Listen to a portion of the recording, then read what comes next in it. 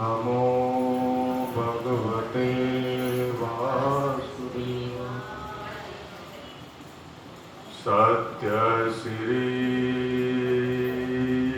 गणेशाय नमः। श्री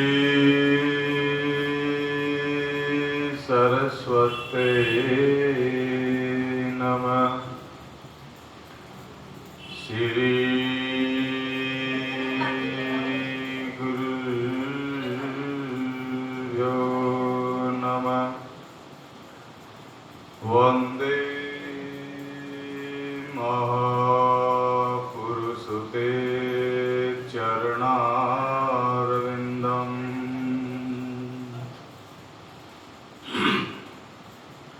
अथ ध्यानं कस्तूरितिलकं ललाटपटले वक्षस्थले कौस्तुभं नासाग्रेवरमौक्तिकं करतले वेणुकरे कङ्कणं सर्वाङ्गे हरिचन्दनं सुललितं कण्ठे च मुक्तावली। गोपस्त्रीपरिवेष्टितो विजयते गोपालचूडामणि।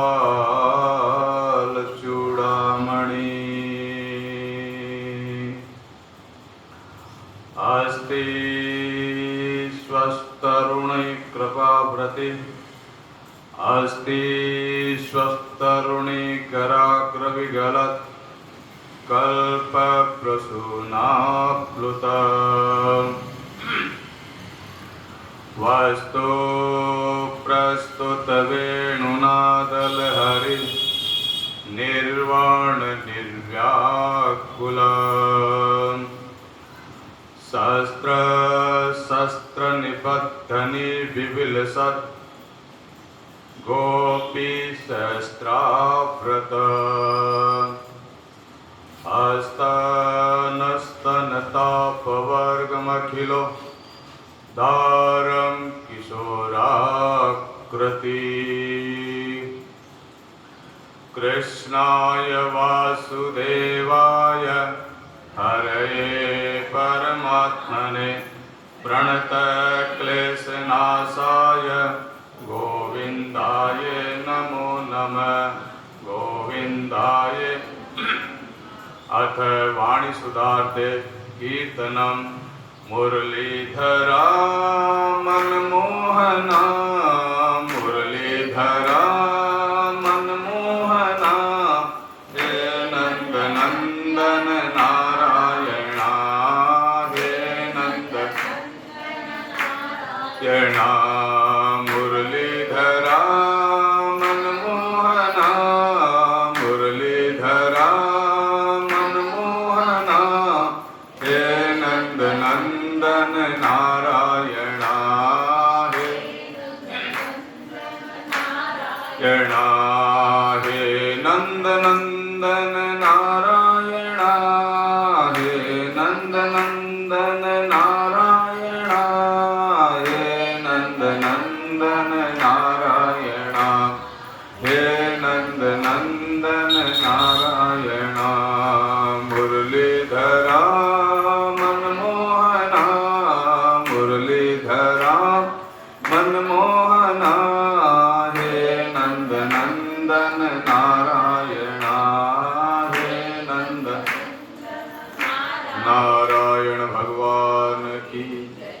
परम मंगल में भागवत महापुराण को प्रणाम करते हुए उपस्थित महानुभाव महापुरुष विराजित भक्तगण माताओं बहनों सज्जनों सबको प्रणाम निवेदन करते हुए आइए कथा सुनते हैं। तो पीछे सुखदेव जी का जन्म पिछली बार कथा में। उससे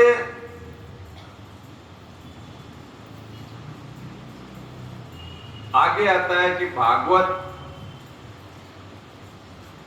श्रवण सच्चिदानंद रूपाय विश्वोत्पत्त्यादि हेतवे तापत्र विनाशाय श्री कृष्णाय वयं नुमः।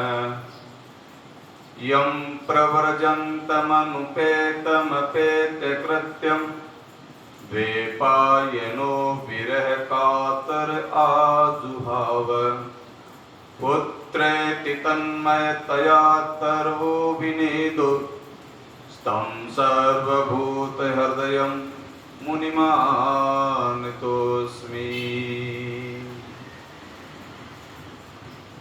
तो सच्चिदानंद रूपाय भगवान कृष्ण सच्चिदानंद परमात्मा है,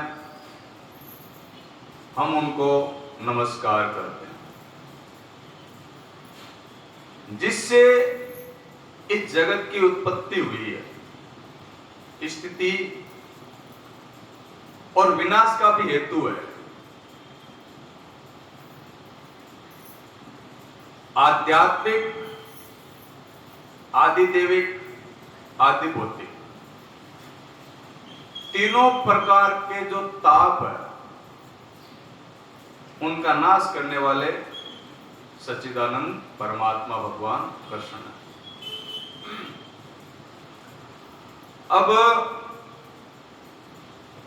यं प्रव्रजन्तमनुपेतमपेत कृत्यं द्वैपायनो विरह कातर आजुहाव। पुत्रेति तन्मयतया तर्वो विनेदो स्तं सर्वभूत हृदयं मुनिमानतोऽस्मि।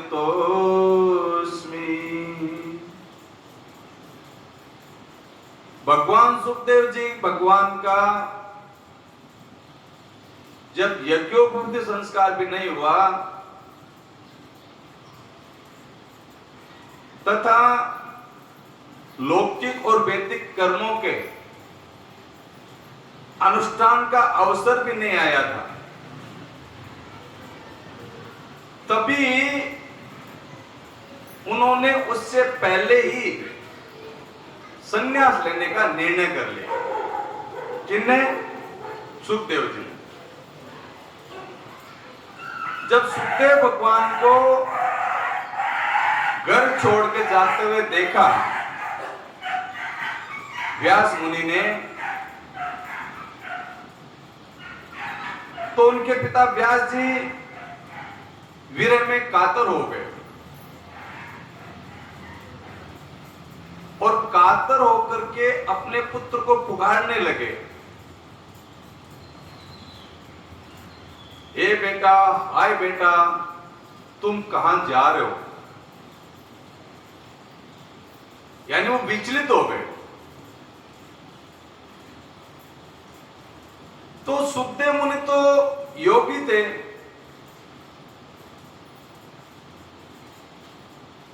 वो वृक्षों में समा गए। वृक्षों में समा करके वृक्ष अंदर से जैसे व्यास मुनि भगवान सुखदेव जी को हाय पुत्र कह रहे हैं, वैसे ही सुखदेव भगवान व्यास जी को हे पुत्र के नाम से संबोध करते हैं।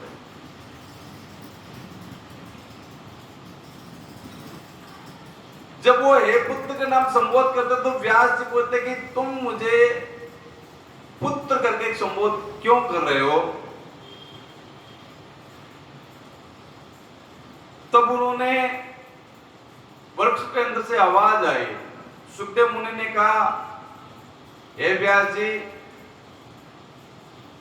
कल्पों जन्म तक हम तुम्हारे पिता बन चुके हैं, अभी आप हमारे पिता बने हो, तो स्थायी नाता कौन सा हुआ? इस प्रकार सुखदेव मुनि ने व्यास जी को यह उपदेश दिया और पुत्र के द्वारा मोह माया का ज्ञान व्यास जी को मिला।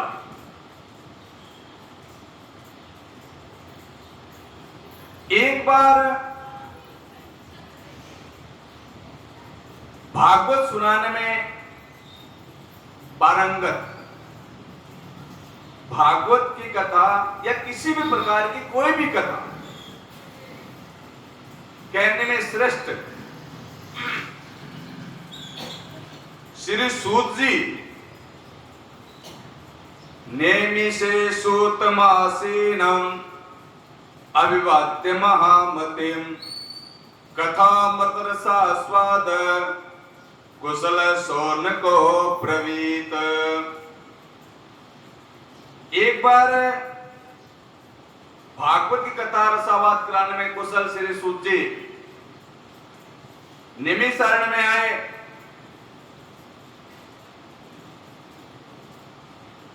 और उनको देख करके शौनकादि ऋषियों ने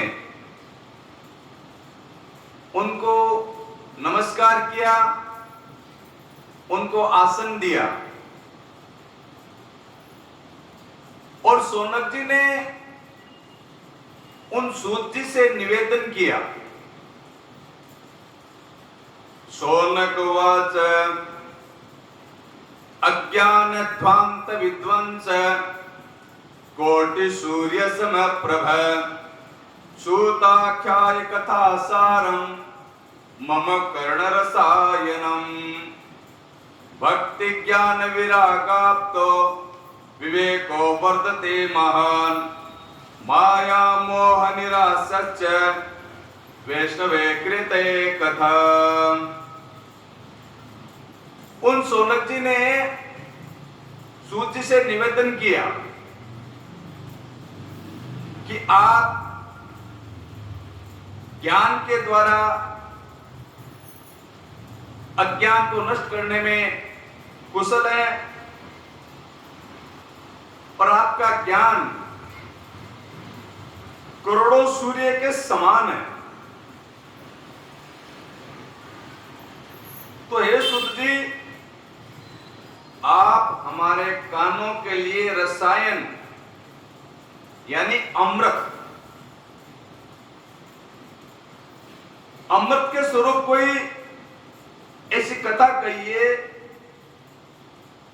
जिससे हमारा ज्ञान, भक्ति और वैराग्य ये तीनों प्राप्त हो जाए और विवेक की वृद्धि हो जाए।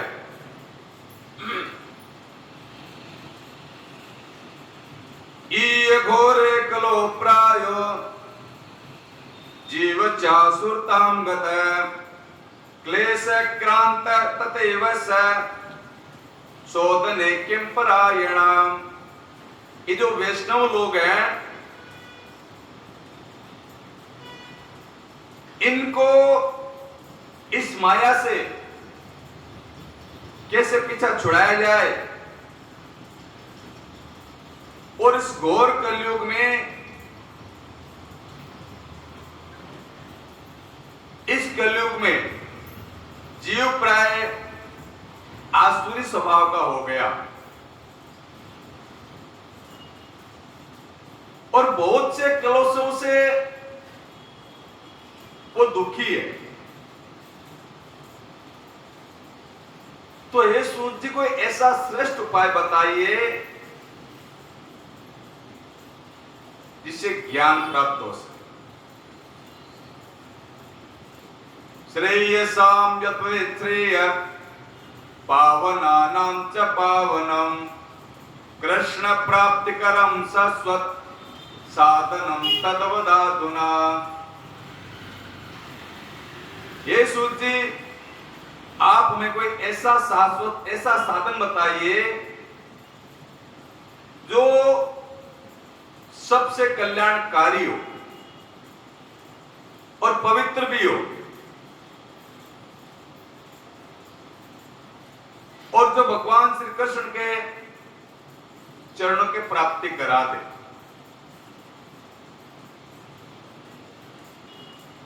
चिंतामणिर्लोक सुखम सुरद्रो स्वर्ग संपदम प्रियक्षते गुरु प्रीतो वैकुंठम योगी दुर्लभ।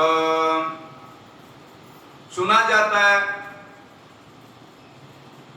कि मणि मिल जाए तो संसार के सुख यानी गरीबी दूर हो सकती है। कल्प वृक्ष मिल जाए तो हो सकता है स्वर्ग की प्राप्ति हो जाए कल्प वृक्ष के द्वारा। लेकिन अगर सद्गुरु मिल जाए तो भगवान कृष्ण का वैकुंठ का प्राप्ति करा सकता। तो हे गुरुदेव, हे सूत जी, सोनक जी इस प्रकार उनसे प्रार्थना करते हैं कि आप हमें ऐसी कोई कथा सुनाइए। आप श्रेष्ठ गुरु है और गुरु से अच्छा कोई मार्गदर्शन कर नहीं सकता। तो सूत जी बहुत प्रसन्न हुए।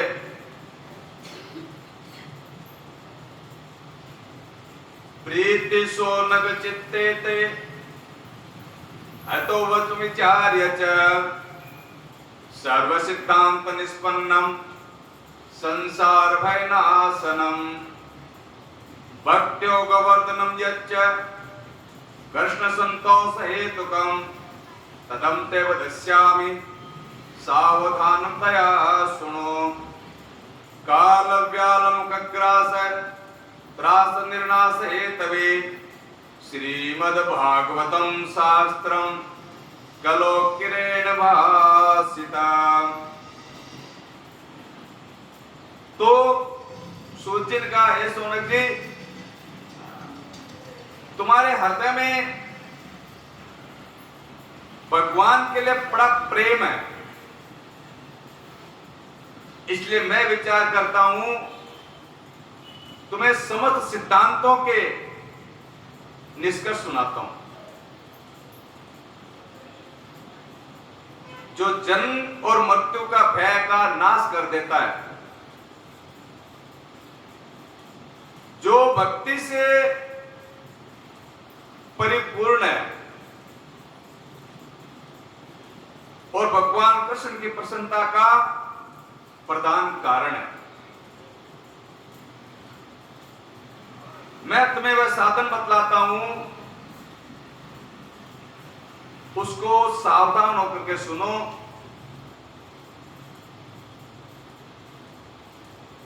कलयुग में जीवों के काल रूपी सर्प का मुख का ग्रास बना हुआ है। ये कलयुग का जीव काल रूपी जो सर्प है उसका ग्रास बना हुआ है।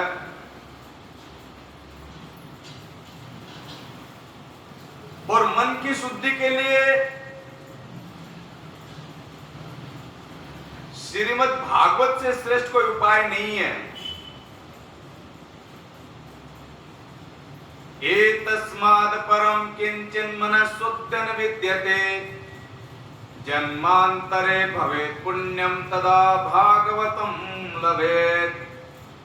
परीक्षिते कथा व्यक्तुं सभायां संस्थिते सुखे सुधा कुंभं कृत्वैव देवास्तत्र समागमन्। तो मन की शुद्धि के लिए इससे बड़ा कोई साधन नहीं है भागवत। और जब मनुष्य के बहुत से जन्म जन्मांतरों के पुण्य, बहुत ज्यादा पुण्य जब संचय होते हैं तो भागवत की कथा सुनने को मिलती है। अपना तो अच्छा नसीब है कि अपना एकादशी को चल रही है, हैं? नहीं, बहुत बढ़िया है कि भागवत कथा ठीक अपने से एक निर्णय ले अपना चलती रहे तो बहुत बड़ी बात है। नहीं तो कीर्तन नहीं हो पाता है, उसके लिए उसको बोला था भाई तू आ, भाई तू बैठ। तो अपना एक कोई अच्छा पुण्य होता है ना, वहीं पे निरंतर भागवत कथा चलती रहती है। और भागवत में लिखा है, ये अपने से ऐसा नहीं कि अपने से बोला जा रहा है, भागवत में लिखा हुआ है कि व्यक्ति जीव के वो जन्मों के, पता नहीं कितने जन्मों के जब पुण्य संचय होते हैं तो भागवत कथा सुनने को मिलती है।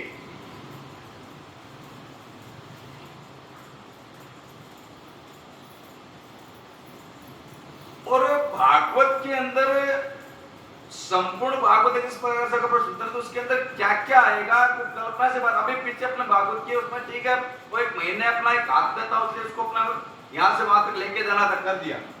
लेकिन इसके अंदर भी अब जिस हिसाब से चलते रहे उसके अंदर ऐसा ऐसा आएगा कि पता नहीं,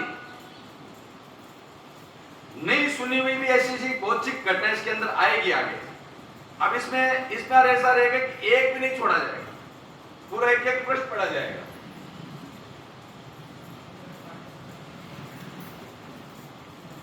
तो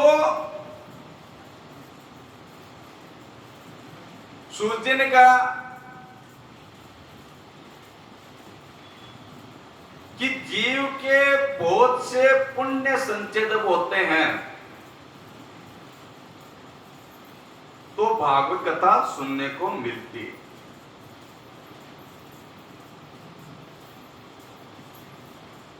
अब जैसे ही सुखदेव भगवान ने राजा परीक्षित को कथा सुनाना प्रारंभ किया,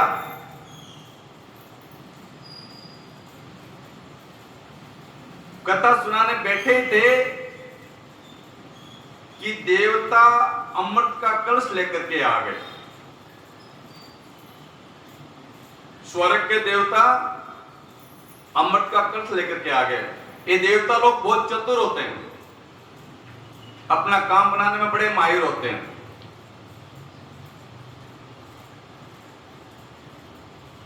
अपना स्वार्थ जहां पे लगे ना वहां पे देवता फटाक से पहुंच जाएंगे। वो देवता अमृत का कलश लेकर के आ गए। अमृत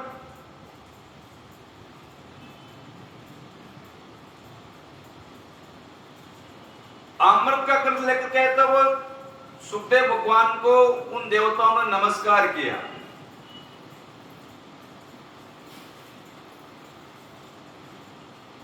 सुखम नत्वा वदन् सर्वे स्वकार्य कुशलासुरा कथा सुधा प्रक्षस्व कृत्वे सुधामिमाम् एवं विन्मये जाते सुधाराक प्रियताम् प्रभास्यामो वयं सर्वे श्रीमद्भागवतामृतम् क्व सुधा क्व कथा लोके क्व काचपणिन्मान् ब्रह्मरातो विचारेवं तदा देवांसः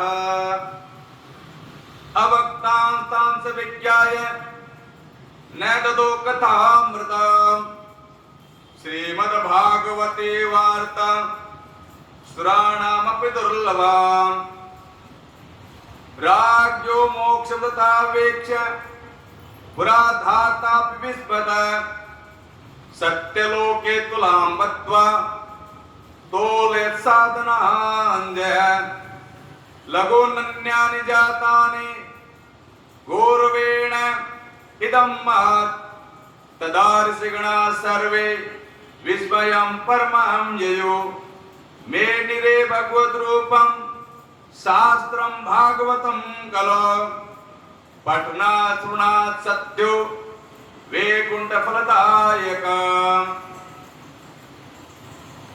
जब देवता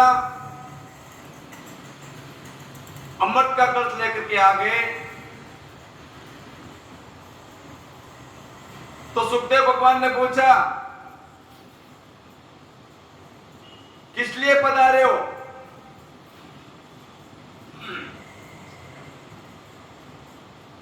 तो देवताओं ने कहा हे भगवान, हम अमृत का कलश लेकर के आए हैं। ये अमृत सुखदेव जी को पिला दो, उनका मृत्यु का भय समाप्त हो जाएगा।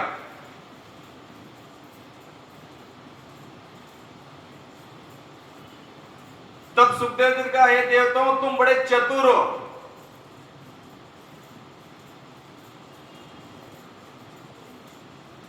कहां तुम्हारा ये अमृत जो कांच के समान है, जिसकी कोई वैल्यू नहीं है, और कहां ये भागवत जिसकी कोई कीमत नहीं है,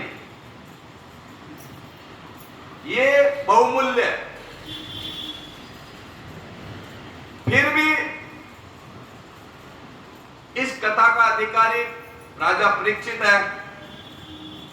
राजा परीक्षित से पूछ लेते हैं। तो भगवान सुखदेव ने राजा परीक्षित को पूछा, हे परीक्षित,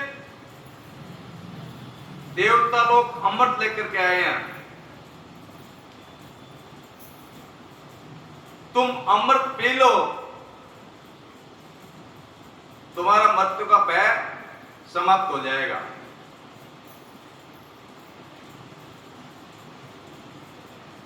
तो राजा परीक्षित ने कहा, भगवान, हे गुरु श्रेष्ठ, मैं अमृत तो पीना चाहता हूं, लेकिन देवताओं के द्वारा लाया अमृत नहीं पीना चाहता, आपके मुख के द्वारा भागवत रूपी अमृत पीना चाहता हूं। क्योंकि अमृत पीने से एक व्यक्ति अमर होएगा, और भागवत की कथा सुनने से मेरी 7 पीढ़ी अमर हो जाएगी। इसलिए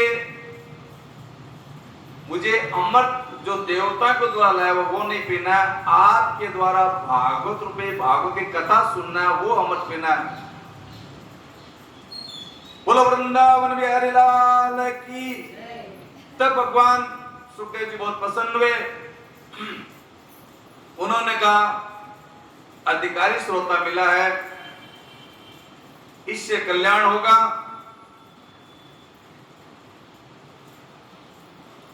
देखो, परीक्षित ने अमृत को ठुकरा दिया।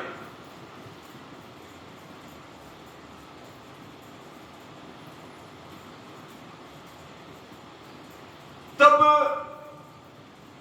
सुखदेव भगवान ने कहा, भाई देवताओं को कि तुम ये भागवत कथा सुनने के अधिकारी नहीं हो।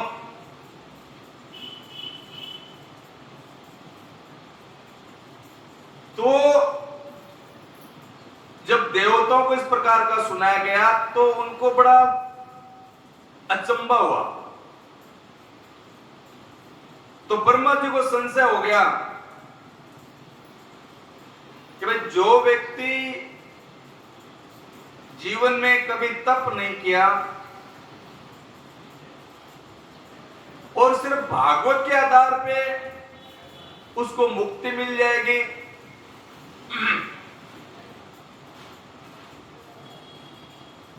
तो ब्रह्मा जी ने भागवत को ब्रह्मलोक में तोला। जब भागवत को तोला गया और भागवत एक पन्ने में भागवत रखा गया और दूसरे पन्ने में समस्त दान पुण्य यज्ञ वगैरह सब, उसके बावजूद भी भागवत का वजन ज्यादा था और समस्त जो पुण्य उनका लघु था। तब ब्रह्मा जी ने भागवत जी को प्रणाम किया और यह निर्णय हुआ कि भागवत ही साक्षात भगवान कृष्ण। बोलो सच्चिदानंद भगवान की।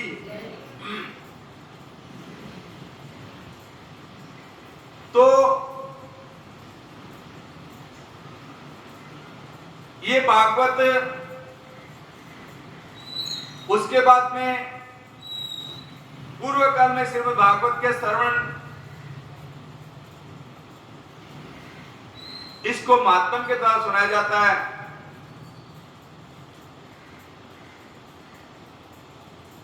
कलयुग में भागवत शास्त्र पढ़ने और सुनने में तत्काल मोक्ष की प्राप्ति होती है।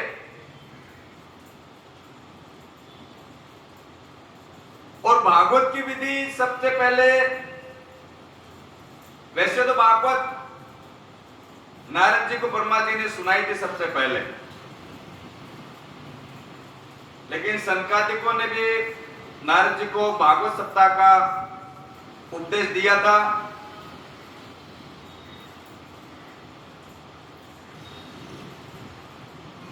तब सौनकादि पूछते हैं, हे भगवान, हे गुरुदेव,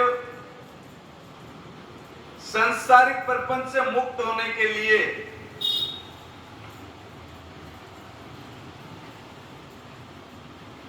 और जो नारद जी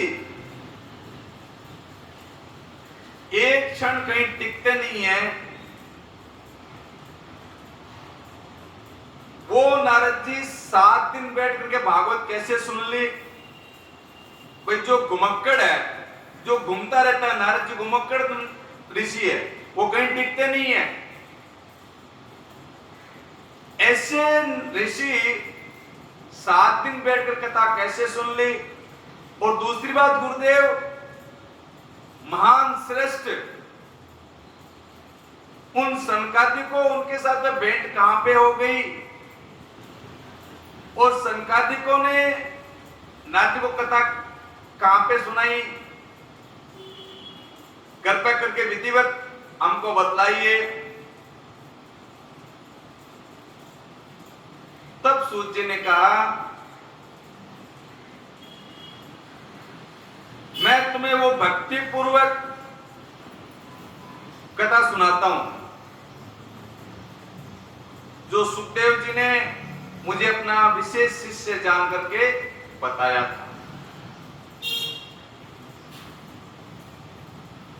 लोक विग्रह मुक्तस्य नाथ स्थिरस्य च विधि सर्वे कुत प्रीति संयोग कुत्र ते सह सूत उवाच अत्र कीर्तयिष्यामि भक्तियुक्तं कथानकं सुखेन मम यत् प्रोक्तं रहस्यस्य विचार्य च एकदा विशालायां चत्वार ऋषयो मला सत्संगार्थं समायाता तत्र सुस्तत्तत्र नारद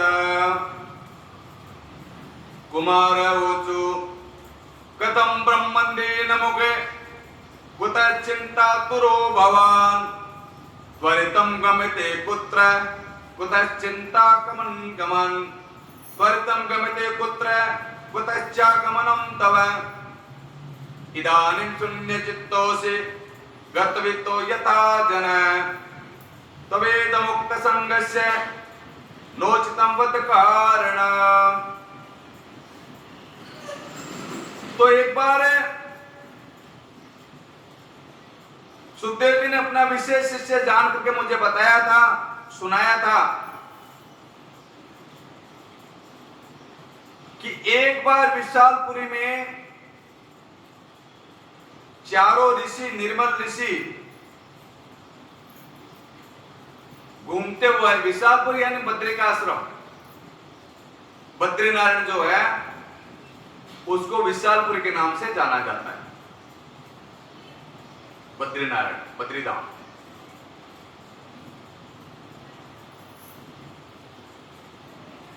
उस बद्रीधाम में वो चारों ऋषि घूमते हुए नारद जी को देखा।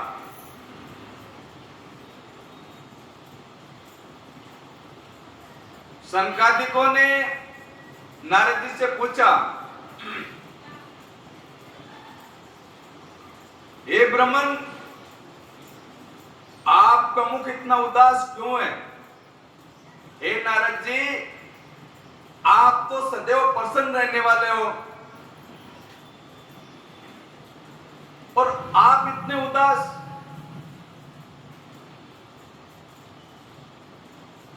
आप इतने चिंतातुर कैसे हो? और इतने जल्दी जल्दी आप कहां जा रहे हो और कहां से आ रहे हो?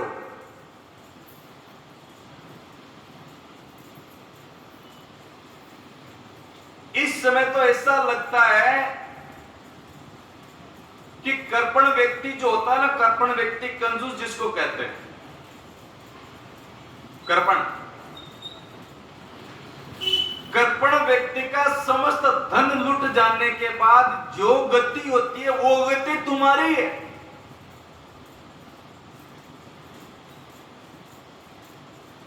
जैसा कर्पण व्यक्ति का धन खो जाने के बाद में वो व्याकुल हो जाता है, चिंताग्रस्त हो जाता है, ऐसी स्थिति में तुम कहां जा रहे हो? जैसे कर्पण व्यक्ति का धन लुट गया उस प्रकार की आपकी स्थिति है।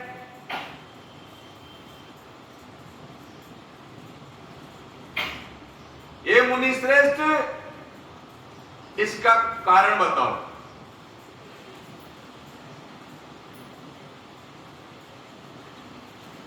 नारदोवाच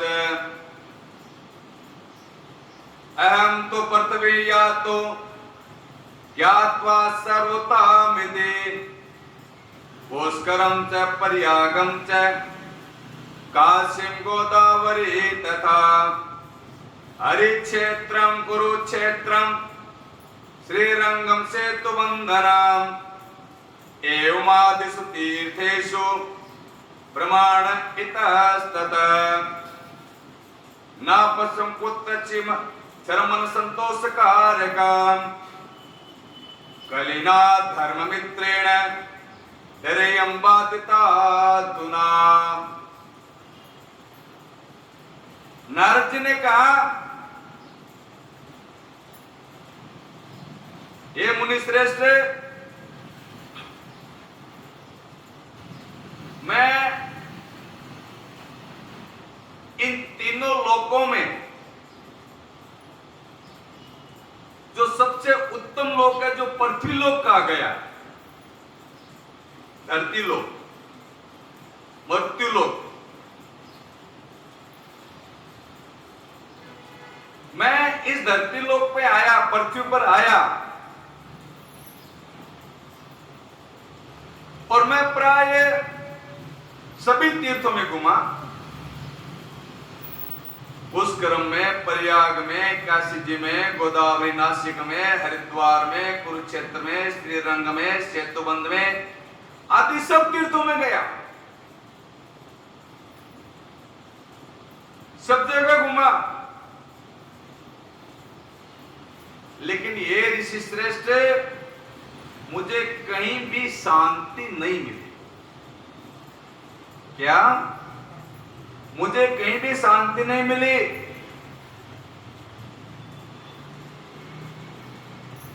ये भारतवर्ष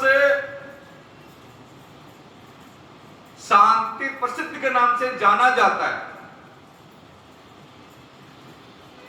पूरे विश्व में अपना भारत एक ऐसा देश है जहां पे मनुष्य शांति को प्राप्त कर सकता है। यहां पे ऐसे साधन हैं, ऐसी देवताओं की कृपा है इस भारतवर्ष पर विशेष है, और कहीं नहीं देखने को मिलेगी। बाकी सब जगह हाय हाय रोना धोना लगा रहता है, वो उससे आगे, वो उससे आगे।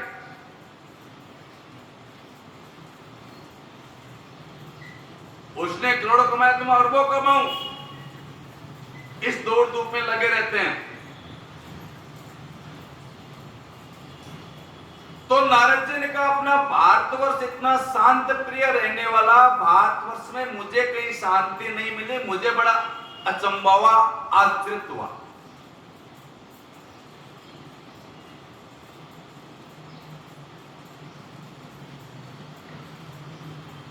तब नारद जी ने कहा, मुझे ध्यान है कि कलयुग प्रारंभ हो चुका है।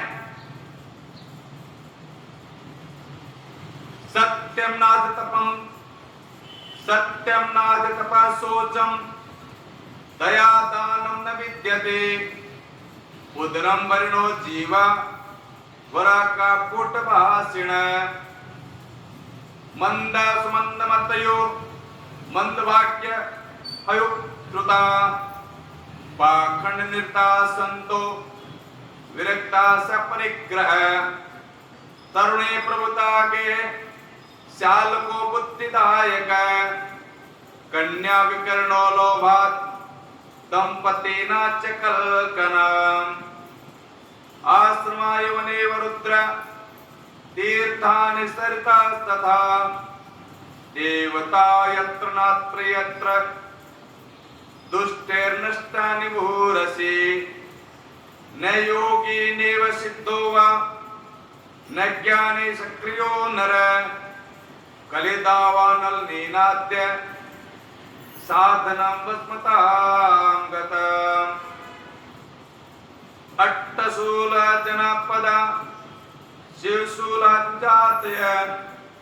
कामिन के तुलन्य संभवन्ति कलाव्यः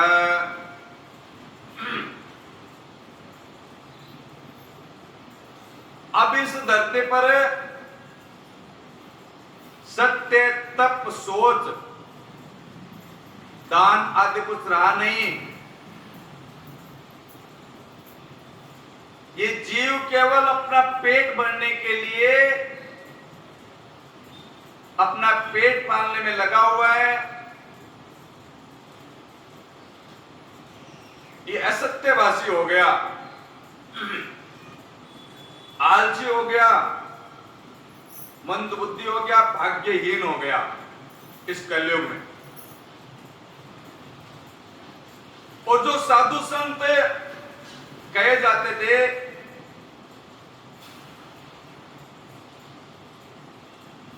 वो भी इंद्रभक्त हो गई, यानी पाखंड।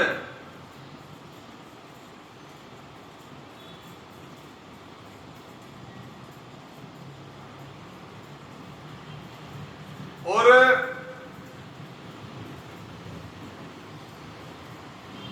किसी श्रेष्ठ ग्रस्त घर जाए तो वहां पे भी कोई शांति नहीं।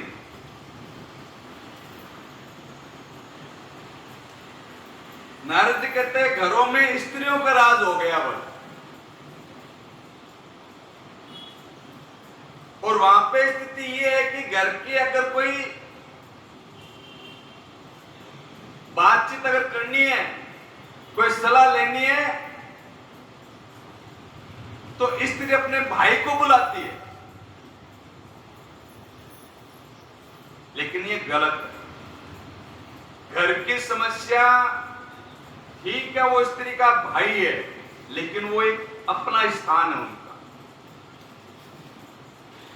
स्त्री के घर में, बहन के घर में भाई का उतना ही होता है जितना शास्त्र आज्ञा देता है।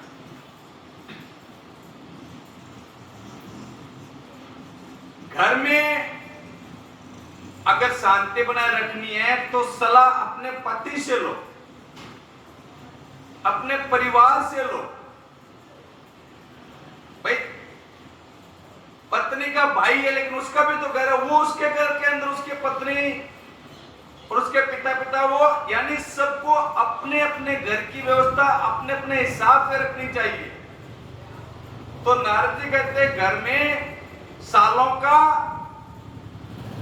आना हो गया, सलाहकार साले हो गए,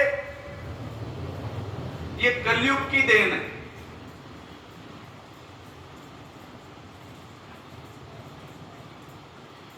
सलाहकार साले हो गए, सब लोभ में फंस गए, लोभ यानी लालच में फंस गए। कन्याओं को बेचने लग गए, कन्याओं का सौदा करने लगे। अभी तो ऐसा ऐसा देखने को मिलता है कि भगवान ना पूछो, अदला बदली। लड़का देख के सामने से लड़की लाना, यानी अपनी लड़की सामने वाले लड़के की शादी करवाना, फिर वहां की लड़की अपने लड़के की शादी करवाना। बोला इसके अलावा कोई आजकल रास्ता नहीं है, लड़कियां नहीं मिलती। ये क्रय विक्रय हो गया एक प्रकार सौदा। ये भी कलयुग की देन है।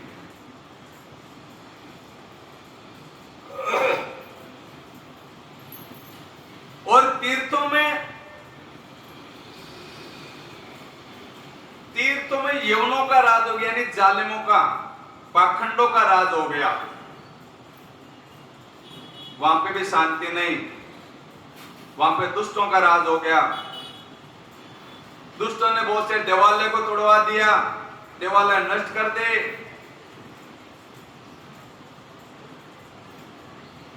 और कोई योगी देखने को नहीं मिलता, कोई सिद्ध नहीं मिलता, कोई ज्ञानी नहीं मिलता, सत्कर्म करने वाला नहीं मिलता। सारे साधन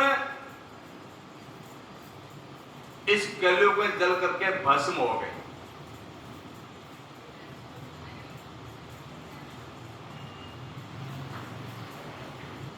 इस तरह कलयुग के दोष देख करके नारद जी कहते हैं, मैं घूमता घूमता वृंदावन आ गया।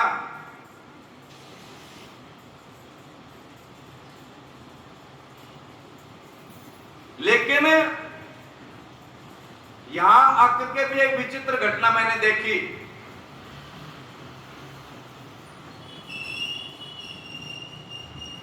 एवं पश्यन् कलेर्दोषान् पर्यटन् वनेवाम् यामुनं तटमापन्नो यत्र लीला हरेर्भूत् तत्राश्चर्यं मया दृष्टं सुहृतं तन्मुनीश्वर।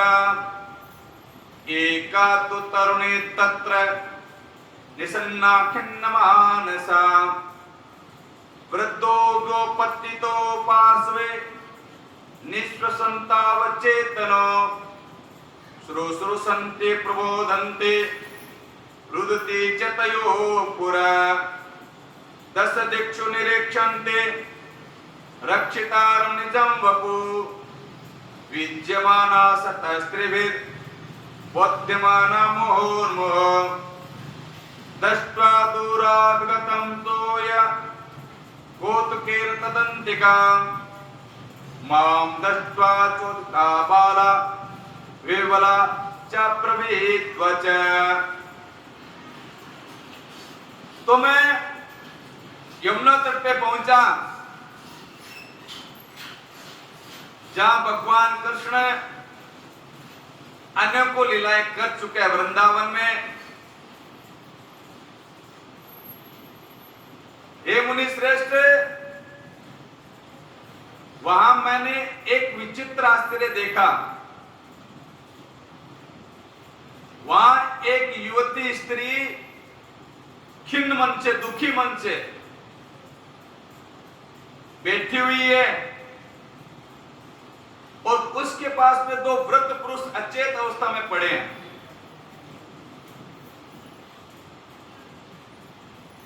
और वो वृद्ध जोर जोर से सांस ले रहे हैं।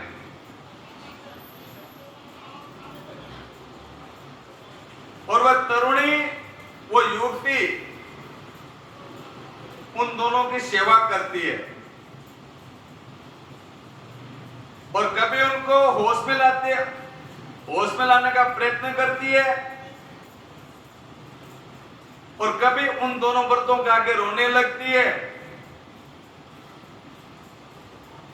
वह अपने उनके शरीर की रक्षा करने के लिए दसों दिशाओं में परमात्मा से प्रार्थना करती है और दसों दिशाओं में देखते हुए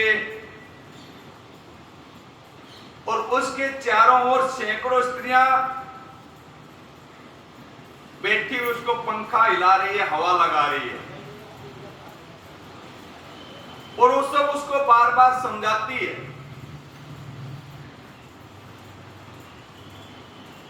नारद जी कहते हैं, मैंने वो सब दृश्य दूर से देखा। उस चित्र देखा, मैं कोतुवल वंश, यानी ऐसे ही सोचा चलो मैं जाकर के देखता हूं। तो कोतुवल में उसके पास में पहुंचा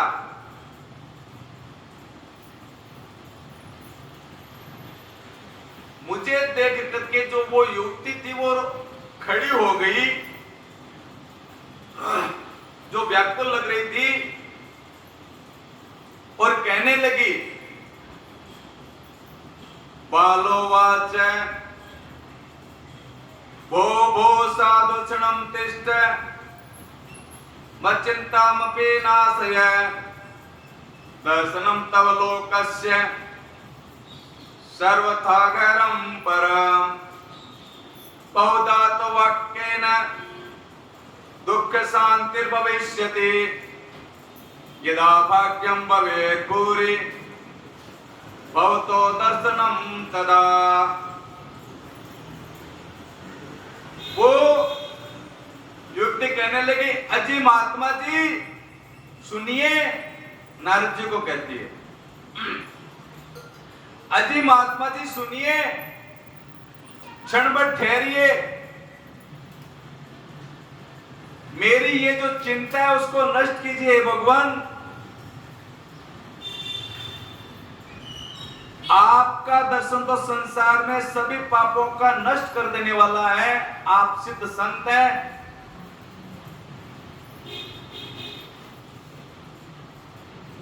आपके वचनों से मेरा दुख दूर हो जाएगा और मुझे शांति मिल जाएगी,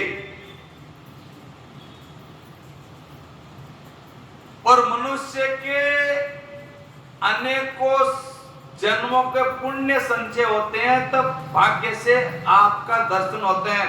बोलो वृंदावन बिहारी लाल की। तो ये सब नारद जी संकादिकों को बता रहे हैं। तब नारद जी कहते हैं,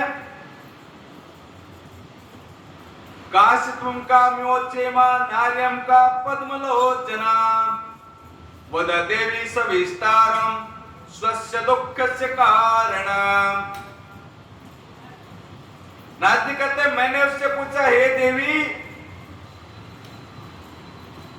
तुम कौन हो? और ये दोनों तुम्हारे क्या होते हैं, और तुम्हारे पास में जो कमल नयन जो स्त्रियां बैठी है वो कौन है? काशित्वं काम्योच्चेमा नार्यं का पद्मलोचना वद देवी सविस्तारं स्वस्य दुःखस्य कारणम्।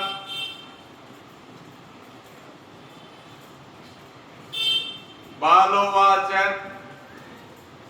अहं भक्तिर्दीख्याता इमो मे तनयो मतो ज्ञान वैराग्य नामान काल योगेन जर्जरो गंगाद्यासरितास्येमा मत्स्यवार्तं समागता तथापि न च मे श्रेय सेविताय सुरेरपि इदानीं शृणु मद्वार्तां सचित्तपोदन वार्ता मे वित्तता यस्ते तां कृत्वा सुखामावह। उत्पन्ना दरुडेशां वृद्धिं कर्णाटके गता क्वचित् क्वचित् महाराष्ट्रे गुर्जरेचेण तां गता तत्र घोरकलेर्योगात् पाखण्डे खण्डिताङ्गका दुर्बलां चिरं जाता पुत्राभ्यां सम्बन्धता। वृंदावनं पुनः प्राय नवीनेव स्वरूपिणी जातं युवति सम्यक् प्रेष्ठरूपा तु साम्प्रताम्।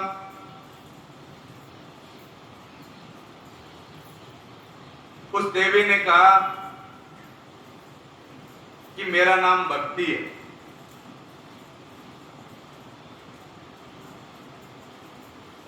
और ये दोनों वृद्ध,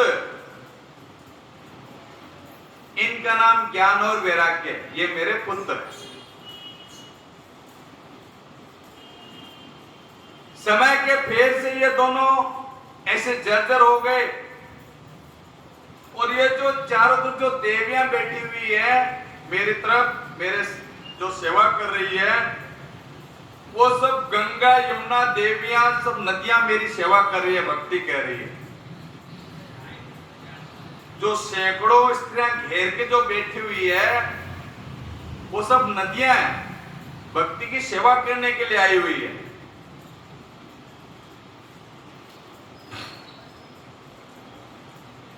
तो नारद कहते जब साक्षात देव रूपी नारियों से तुम सेवित हो,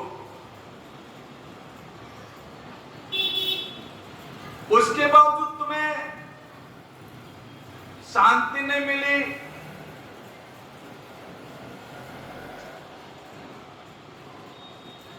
नारद जी कहते जब मैंने उसका सब ये वृत्तांत सुना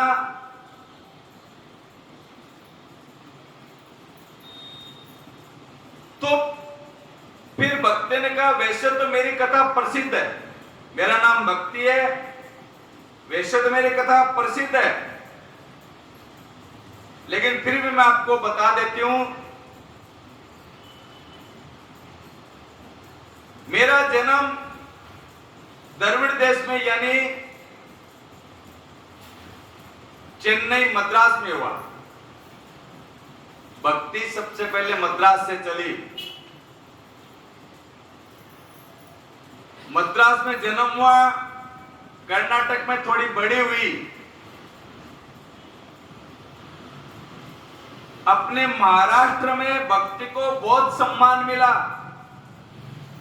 महाराष्ट्र में जितनी भक्ति की आदर सत्कार है, जितनी भक्ति अपने महाराष्ट्र में है, इतनी भक्ति आपको संसार में कहीं देखने को नहीं मिलेगी। अपना सबसे श्रेष्ठ अगर कोई स्थान है महाराष्ट्र भक्ति के नाम से, वो है महाराष्ट्र। यहाँ पे भगवान की भक्ति बहुत होती है और अपने मुरलीधर कन्हैयालाल की तो बहुत ही, इसकी तो महिमा जितनी गाय उतनी कम है। तो महाराष्ट्र में भक्ति बोलते मुझे बहुत सम्मान मिला, लेकिन मैं गुजरात जाते जाते मुझे बुढ़ापे ने पकड़ लिया। गुजरात में भक्ति बूढ़ी हो गई और उसके बाद वे घोर कलयुग ने मेरे पे हमला कर दिया। भक्ति कहते मुझे पाखंडियों ने हर लिया।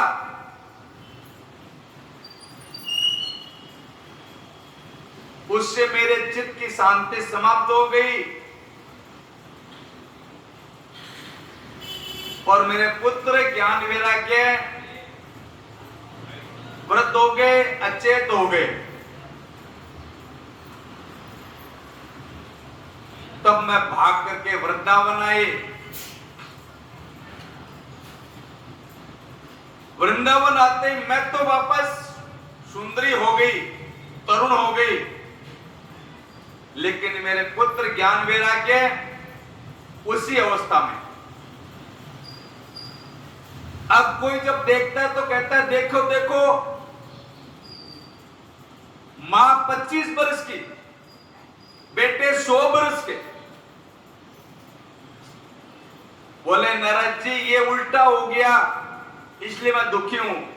सभी कहते ये 100 साल के कौन है, तुम 25 साल की, इनकी क्या लगती हो, बेटी हो क्या, पुत्री हो क्या, बहन हो क्या हो?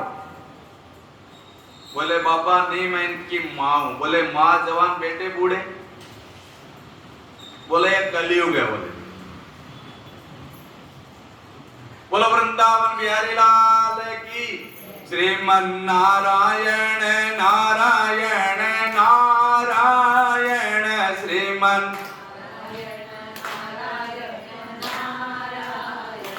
भजमन नारायण नारायण नारायण, भजमन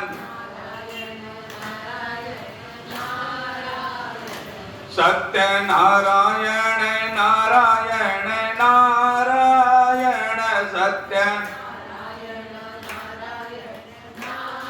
नारायण भगवान